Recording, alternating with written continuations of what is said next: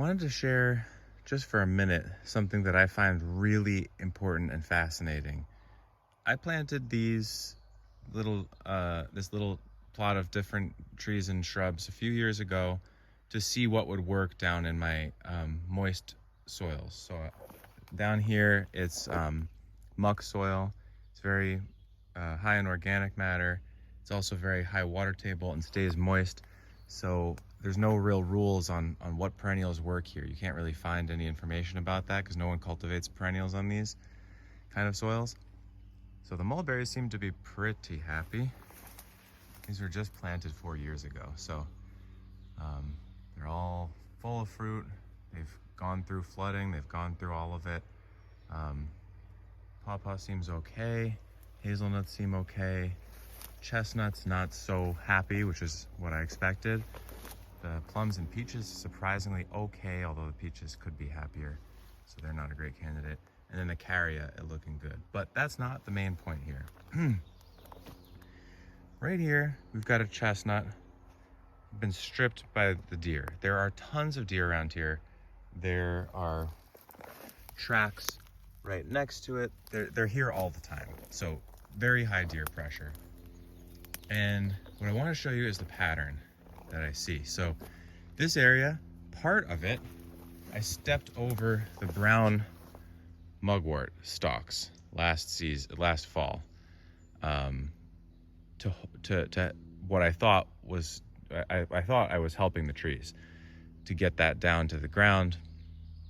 And then what I found in this case is the opposite. So here you've got a chestnut, and there's another chestnut, and here's another chestnut where I stepped the brown stalks down.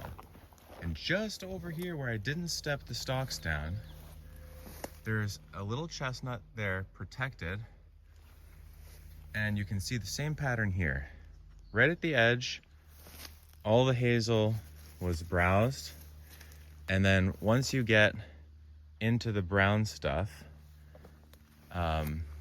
it really acts as a shield. So here, this stuff was sticking out, and here there's some brown stuff.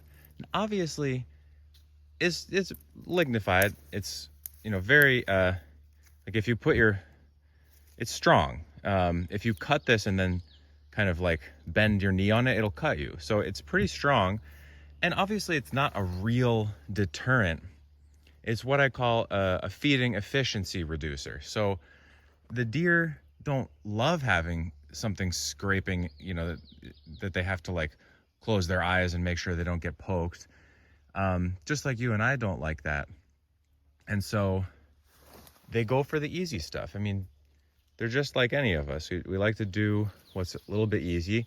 And then over there where it's a little bit more scraggly, they leave it alone. So it's not as though that kind of material is like, yeah, it's not going to necessarily stop the deer, but it matters. So now I'm wondering, what about in a tree row having mugwort? It's running, so that's hard to manage. It makes it challenging. So, but it has this really nice voluminous brown stuff that protects trees. Here we've got a nice little enclave of it, and it looks like a weedy mess, but actually the honey locust is popping out, all of the shellbark and shagbark, and what else do I have in there? That's in there. They're all totally protected.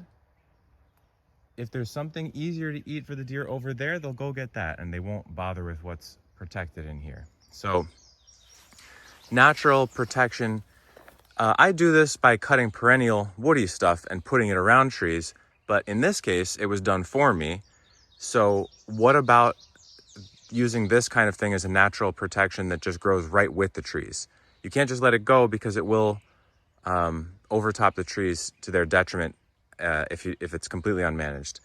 So it definitely needs a bit of work, but it can result in this kind of protection.